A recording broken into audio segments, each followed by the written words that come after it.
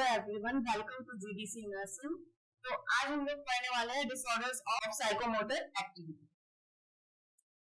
Daily nursing quiz GDC nursing के द्वारा आपको मिल रहा है 10 रुपीज में लाइफ टाइम पैकेज। जब तक आपके मोबाइल में ये ऐप रहेगा तब तक आपको डेली नर्सिंग क्विज अवेलेबल रहेगा, मिलेगा आपको।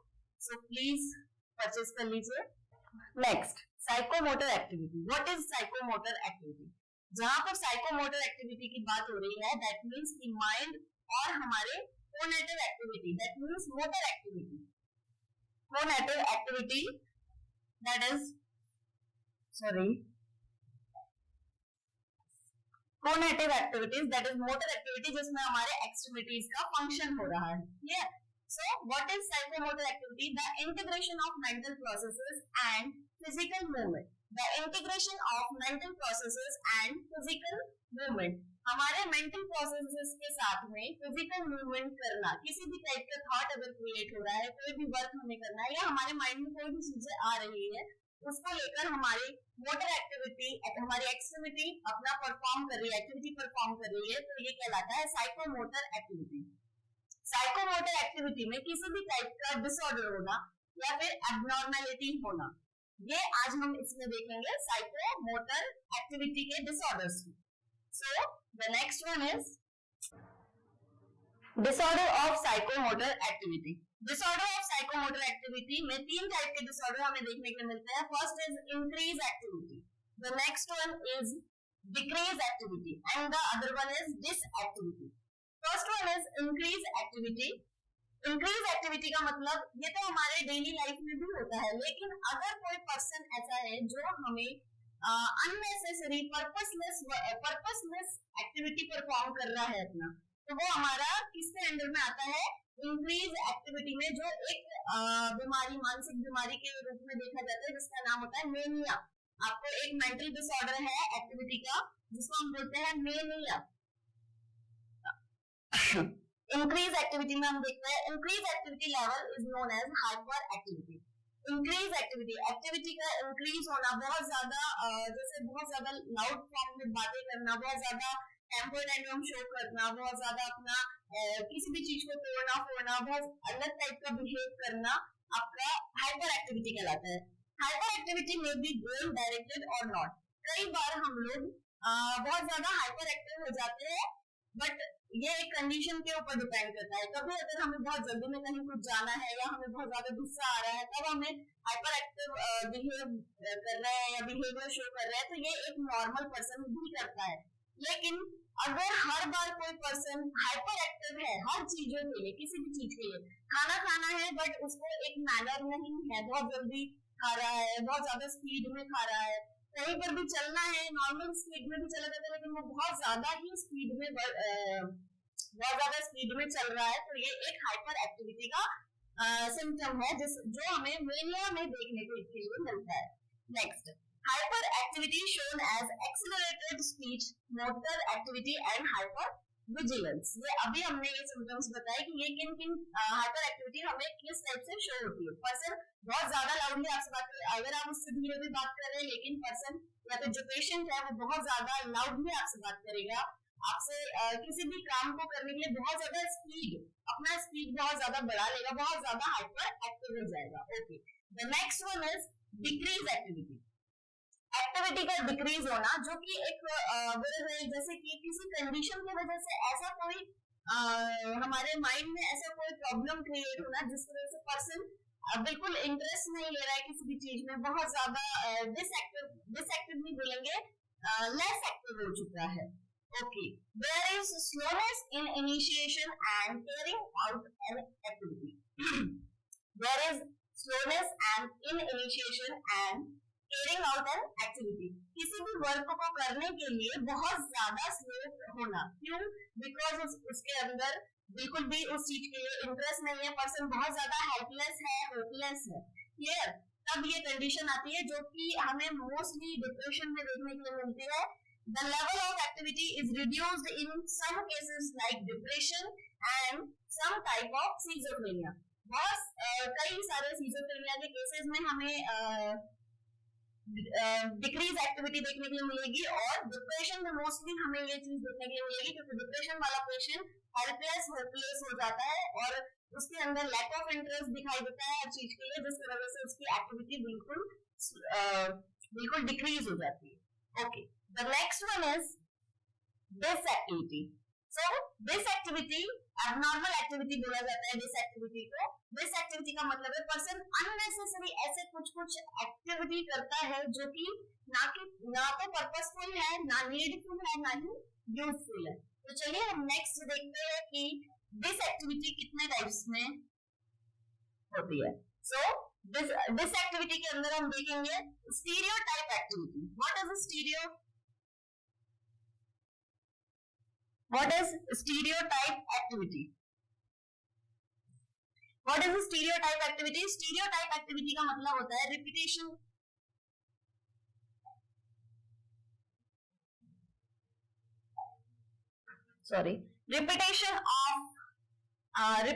of act।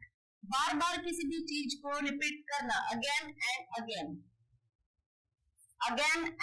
again किसी भी एक्ट को रिपीट करना स्टीरियोटाइप एक्टिविटी कहलाता है।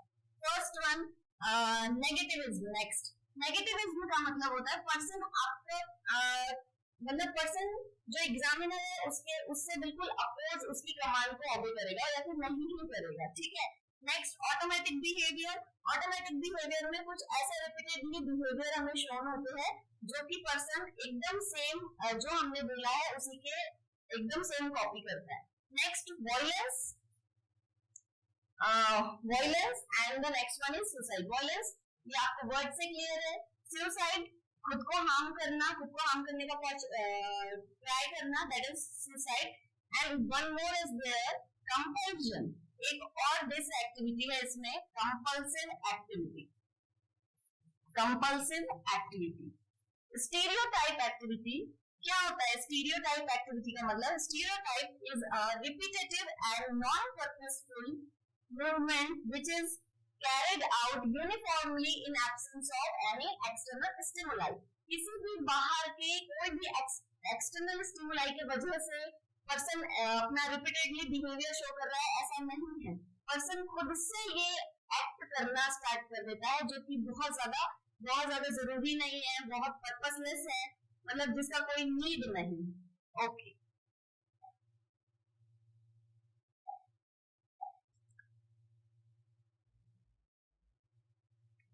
So first stereotype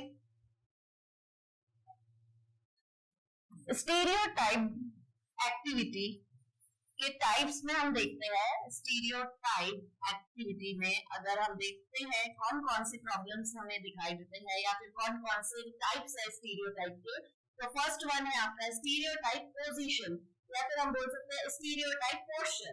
stereotype position या पोस्चर जिसमें पर्सन एक पेनफुल कंडीशन में भी एक जैसा रहता है, क्लियर है, जिसका कोई पर्पस नहीं है लेकिन फिर भी उसे वो वही करना है, वो वैसा ही रहेगा।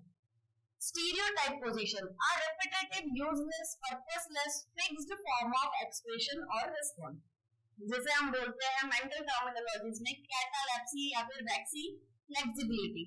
मोम के जैसे एक जैसे कंडीशन में मोम वैक्सी फ्लेक्सिबिलिटी, जैसे कि एक मोम है ना, मोम जैसे एक जैसे कंडीशन में एक जैसे पोजीशन में पोस्चर में बने रहना, ताकि वो भले ही उसके लिए पेनफुल हो लेकिन वो उसी कंडीशन में रहता है। लाइक पेशेंट लेटा हुआ है और वो अपने हेड को 1-2 इंच अपने पिलो से उठा एलिवेट करके रख रहा है, ठीक है, और वो वैसा ही सो रहा है, भले वो पोजीशन बहुत ज्यादा ही उसके लिए पेनफुल है लेकिन उसे एक इमेजिनेशन है, वो अपने माइंड में एक इमेजिनेशन पिलो लेकर बैठा हुआ है कि हाँ यहाँ पर इतने ऊपर पिलो है, तो वो काफी अपना यहाँ पर उसे सोना है लेकिन वो इतना हेड अपना एलिवेट करके सो रहा है, क्लियर है, जिसे हम बोलते हैं waxy flexibility. Next one is stereotype movement.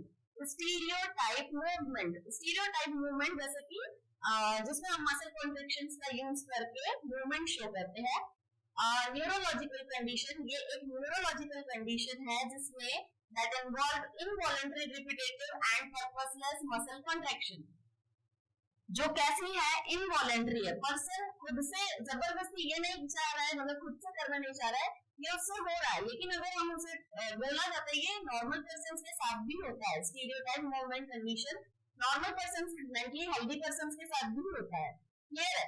जिसमें पर्सन एक जैसा एक्टिविटी करता है, हर कोई, जैसे सपोज कई लोगों को नेल बाइटिंग का आदत होता है, किसी किसी को अपना हेड ऐसे कुछ करने का आदत होता है, हेयर अपने हाथ बार बार डालने का आदत होता है, तो ये कंडीशन है आपकी जो कि पर्पसलेस है, जो जिसका कोई काम नहीं है। अगर आप किसी से बात कर रहे हो, उस बीच आपका इसका कोई यूज नहीं है, लेकिन फिर भी आपको आदत है बार बार अपने हेयर्स को ऐसे करने की, तो ये एक कंडीशन है जिसको हम बोलते हैं स्टीरियोटाइप मूवमेंट। ठीक है, नेक्स्ट मैनरिज्म। स्टीरियोटाइप मूवमेंट को हम बोलते हैं मैनरिज्म। ठीक है, मैनरिज्म का मतलब होता है are odd stilled and idiosyncratic movement और एक्टिविटीज। ऐसा कोई भी एक्टिविटी जो कि बहुत ज्यादा जरूरी नहीं है करना, लेकिन फिर भी पर्सन ये सारी चीजें शो करता है। ऐसे कोई मूवमेंट्स करता है, सपोज अपने शोल्डर को ऐसे करना है, या अपने हेयर्स को बार बार टच करना है। क्लियर है? टॉपिंग बार बार, हर कोई बात कंप्लीट होने के बाद या पहले बोलने से पहले अपने नेक टॉपिंग करनी है। क्लियर है? तो ये सारी कंडीशन आपके स्टीरियोटाइप मूवमेंट्स के अंदर आती है। नेक्स्ट है आपका स्टीरियोटाइप स्पीच। स्टीरियोटाइप स्पीच क्या होता है? तो स्टीरियोटाइप स्पीच में हमें एक कंडीशन देखने के लिए मिलती है जिसे हम बोलते हैं वर्बिग्रेशन। वर्बिग्रेशन का मतलब होता है repetition of senseless words and speech. Like आपने एक कई सारे मूवीज में देखा होगा, कई सारे हीरो या फिर विलेन बोलो, कोई भी अपना एक डायलॉग हमेशा याद रखते हैं या बोलते हैं हमेशा, कोई भी बात कंप्लीट होने के पहले या तो कोई भी बात स्टार्ट होने से पहले, कंप्लीट होने के बाद और स्टार्ट होने से पहले कोई, फिर वो जो भी उनकी इंफॉर्मेशन है, हो सकता है जैसे कि उनके सपोज कोई विलन है और उनके टीम का कोई पर्सन मर जाता है और ऐसी कोई इंफॉर्मेशन आ रही है, फिर भी वो अपना एक बार पहले अपना डायलॉग बोलेगा और उसके बाद अपना गुस्सा या फिर जो भी चीजें उसे शो करना है, अपना तोड़ फोड़ करना, वो सारी चीजें वो एक्ट करेगा, लेकिन वो वर्ड बोलेगा, वो डायलॉग बोलेगा। लाइक एक मूवी है मिस्टर इंडिया, उसमें अमरीश पुरी यूज करता है मोगैम्बो खुश हुआ, तो हर चीज को बोलने के लिए, हर बात के लिए वो सबसे पहले बोलता है मोगैम्बो खुश हुआ। ये एक एग्जाम्पल है आपका वर्बिग्रेशन का, रिपीटेशन ऑफ सेंसलेस वर्ड्स और स्पीच। ओके,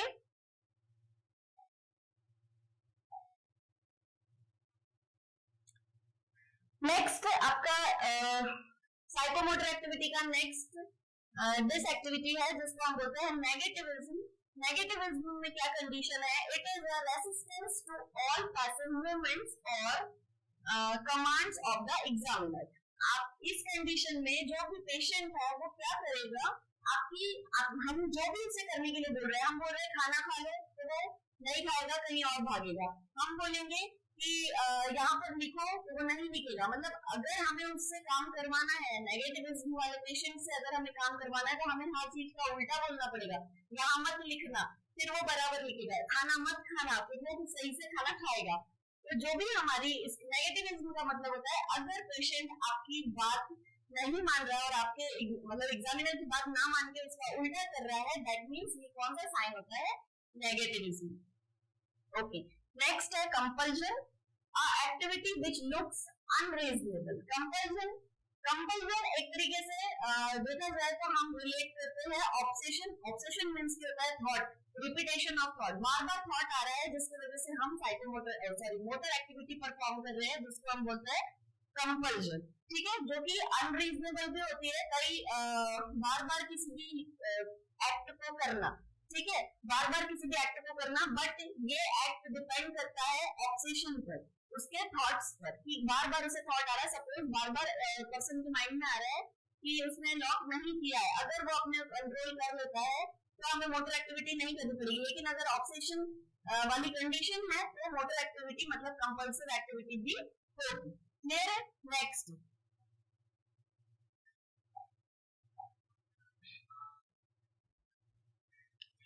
नेक्स्ट वन है डिस एक्टिविटी का ऑटोमेटिक बिहेवियर, जिसके अंदर में दो टाइप्स दिए गए हैं, echolalia and echopraxia. Echolalia means होता है रिपीटेशन ऑफ सेम वर्ड्स और सेंटेंसेस ऑफ एग्जामिनर। पर्सन जो पेशेंट है वो क्या करेगा, हम जो भी उससे पूछेंगे या हम जो भी उससे बात कर रहे हैं वो हमारे सेम वर्ड्स को रिपीट कर रहा है। क्लियर है? हमारे सेम वर्ड्स को रिपीट करना इकोलेलिया कहलाता है। सेम वर्ड्स, आपने खाना खाया वो भी कहेगा आपने खाना खाया, आपने दवाई ली वो भी बोलेगा आपने दवाई ली। क्लियर है? ये आपको कई सारे मूवीज में भी देखने के लिए मिला होगा। ओके, नेक्स्ट वन है इकोप्रेक्सिया। इकोप्रेक्सिया का मतलब होता है repetition of same action of examiner. Clear है? या फिर हम बोल सकते हैं easily repetition of same act. Clear है? किसी भी पर्सन का एक सिमिलरली जो जैसा वो बोल रहा है जैसा करने, अगर मैंने बोला है कि ये पेन लो और ऐसा लिखो तो वो भी यही करेगा, ये पेन लो और ऐसा लिखो। क्लियर है? सेम एक्ट करना, जैसा हमने बोला है बिल्कुल वैसा ही बोलना और अपना एक्शन भी परफॉर्म करना इकोप्रेक्सिया कहलाता है। क्लियर है? नेक्स्ट है दिस एक्टिविटी का second last is violence. Sorry, violence and suicide हम पहले पढ़ चुके हैं। ठीक है? Violence any type of action which are harmful to other, any type of action which are harmful to other। Violence मतलब पेशेंट ऐसा कोई बिहेवियर कर रहा है जिससे सोसाइटी में रहने वाले लोग या फिर रूम में सिर्फ पर्सन की पीपल की बात नहीं की जा रही है, यहाँ पर कोई भी सामान है उन सब चीजों को फोड़ रहा है, किसी को भी कुछ भी गलत बहुत ज्यादा गलत गंदा बोल रहा है। ठीक है? और किसी भी लोगों को किसी भी तरीके से फिजिकली हार्म पहुंचा रहा है, इंजर्ड कर रहा है, दैट इज वायलेंस। नेक्स्ट है सुसाइड। सुसाइड मतलब the act of ending one's own life voluntarily and intentionally। Person खुद से अपनी लाइफ को खत्म करना चाहता है, इसे हम कहते हैं सुसाइड, जो कि बहुत ही ज्यादा डेंजरस है, नहीं करना चाहिए। ओके, नेक्स्ट, सुसाइड करने के लिए पेशेंट कौन कौन से साइन देता है या सिम्टम, सपोज हमें कुछ भी चीजें कैसे पता चलती है, तो पेशेंट अगर आपको 3 टाइप की बातें बोल रहा है कि कल से आपको दवाई नहीं देनी पड़ेगी, कल से यहाँ ऐसा नहीं होगा, या फिर सबसे ज्यादा डेंजरस होता है जब पर्सन ये बता रहा है, एक ऑब्जेक्ट भी बता रहा है, या हम बोल सकते हैं स्टिमुलाई का भी यूज कर रहा है कि अगर मुझे चाकू मिल जाता तो मैं अपने आप को मार लेता, है ना, इस टाइप की भी बातें कर रहा है। तो ये बहुत ही ज्यादा डेंजरस है क्योंकि पर्सन ने डिसाइड कर लिया कि अभी उसको क्या करना है। अगर आपको इस टाइप की बातें पर्सन बोल रहा है, इसका मतलब ये है कि वो कल कुछ बहुत बड़ा करने वाला है, तो पहले ही हमें अलर्ट हो जाना है और उसके लिए बहुत ज्यादा सिक्योर हो जाना है कि ये पर्सन क्या कर सकता है, उसे बिल्कुल प्रिवेंट करना है सुसाइड करने से और जानने की कोशिश करना है। एक्चुअली डायरेक्टली जानने की कोशिश करना है, इनडायरेक्टली तो वो कुछ नहीं होता है, वो बोल तो रहा है इतनी सारी चीजें जो हमें क्लियर है कि वो सुसाइड करना है। ओके, सो आज हमने देखा है psychomotor activity, disorder of psychomotor activity, जिसमें हमने बहुत सारे टाइप्स देखे हैं। फर्स्ट हमने देखा है increase activity, decrease activity and dis activity, और डिस एक्टिविटी के फिर टाइप्स देखे हैं हमने, जिसमें स्टीरियोटाइप एक्टिविटी। स्टीरियोटाइप एक्टिविटी का मतलब होता है रिपीटेशन ऑफ एक्ट, है ना, अगेन एंड अगेन किसी भी टाइप का एक्ट। पोजीशन, जिसमें हमने देखा था पोजीशन,